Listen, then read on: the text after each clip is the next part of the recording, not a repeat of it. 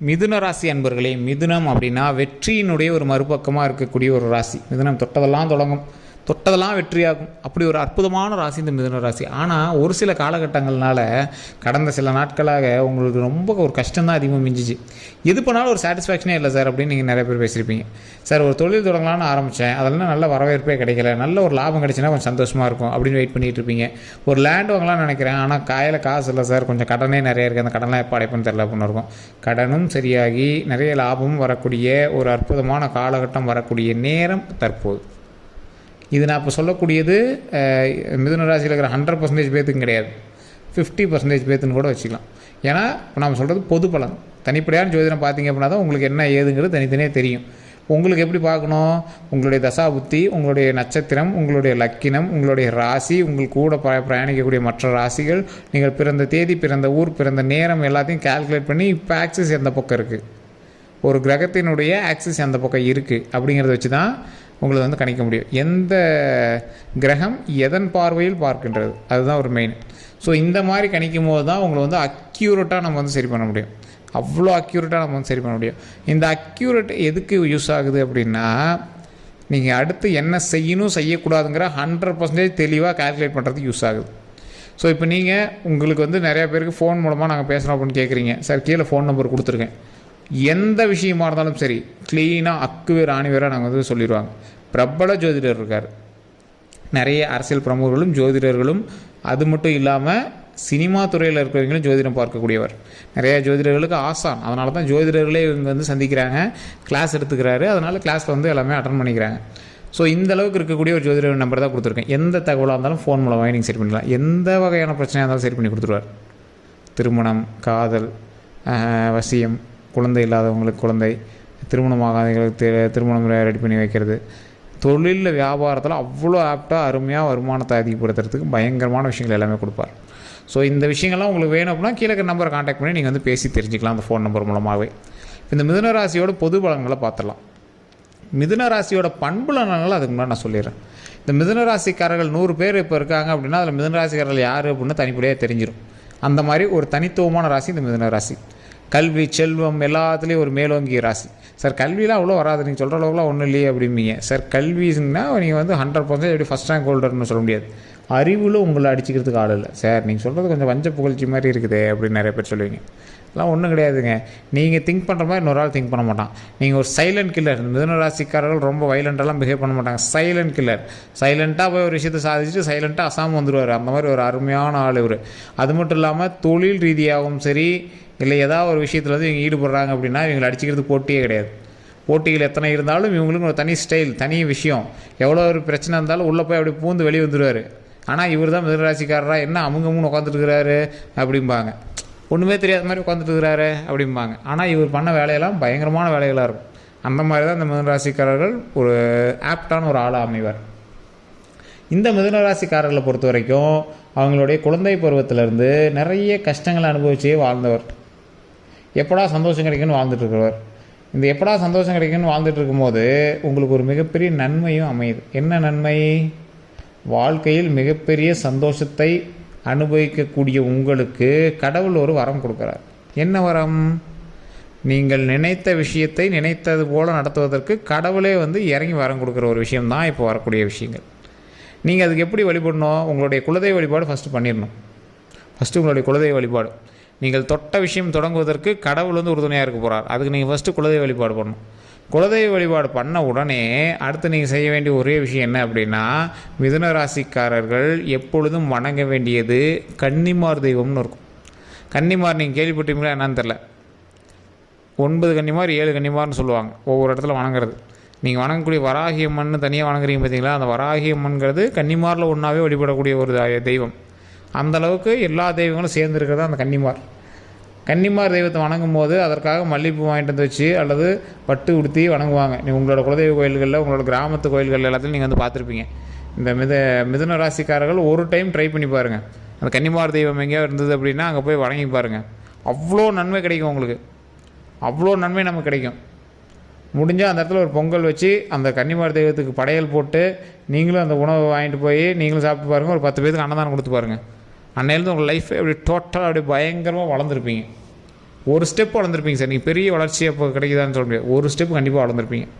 அந்த இடத்துலேருந்து ஒரு ஸ்டெப் அதுவுமே நீங்கள் கண் கூட தெரியும்.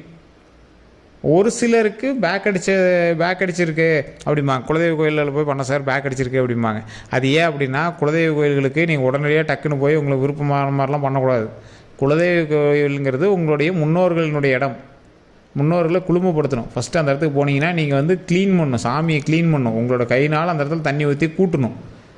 நீங்களாம் கோயிலுக்கு போனீங்கன்னா அப்படியே வணங்கிட்டு நீங்கள் போட்டு வந்துடுவீங்க. எந்த உங்களோட குலதெய்வ கோயிலுக்கு போனாலும் நீங்கள் அந்த இடத்த நீங்கள் சுத்தம் பண்ணி பாருங்க, அவ்வளோ நன்மை கிடைக்கும். வீடு இல்லாதவங்க இந்த விஷயத்தை கண்டிப்பாக ட்ரை பண்ணுங்க. உங்களோட குலதெய்வ கோயிலுக்கு போயிட்டு ஒரு நாள் ஃபுல்லாக உட்காந்து அந்த கோயிலுக்கு கூட்டுறதோ, அந்த கோயிலுக்கு பணிவிடை செய்கிறதோ, அந்த இடம் உங்களோட வீடாக இருந்தால் என்ன பண்ணீங்களோ அது மாதிரி பண்ணி பாருங்கள். உடனே வீடு கட்டுற யோகம் வரும். நிறைய பேருக்கு தெரியாத ஒரு விஷயம், குலதெய்வ கோயில்களில் போய் நின்று அந்த குலதெய்வத்துக்குன்னு ஏதாவது ஒன்று நீங்கள் பணிவிடை பண்ணீங்க அப்படின்னா அதற்கு தகுந்தாற் போல் வீடுகளில் உங்களுக்கு அமைச்சு கொடுக்கும் கடவுள். அந்தளவுக்கு ஒரு பவர்ஃபுல்லான ஒரு இடம் குலதெய்வ கோயில். இது மிதுன ராசிக்கு பயங்கரமாக பொருந்தும். மிதுன ராசியில் இருக்கிறவங்க குலதெய்வ கோயிலில் போய் கண்டிப்பாக ஒரு டைம் க்ளீன் பண்ணி அந்த சாமி க்ளீன் பண்ணுறது, வெளியே வாசல் க்ளீன் பண்ணுறது, இந்த மாதிரி விஷயங்கள்லாம் பண்ணிங்க அப்படின்னா வீடு இல்லாதவர்களுக்கு வீடு அமையக்கூடிய ஒரு முக்கியமான நேரம். குலதெய்வ கோயிலில் தான் எல்லா வகையான சாவியும் இருக்குது. திருமணம் நடக்கிறது குலதெய்வ கோயில் தான் போய் கும்பிட்டாகணும். குழந்தை இல்லாதவங்களுக்கு குழந்தை வரம் கொடுக்குறது குலதெய்வ கோயிலில் தான் கும்பிட்டாகணும். வீடு இல்லாதவங்களுக்கு, நிலம் இல்லாதவங்களுக்கு இதெல்லாம் வாங்கணும் அப்படின்னா குலதெய்வ கோயிலுக்கு தான் போயாகணும்.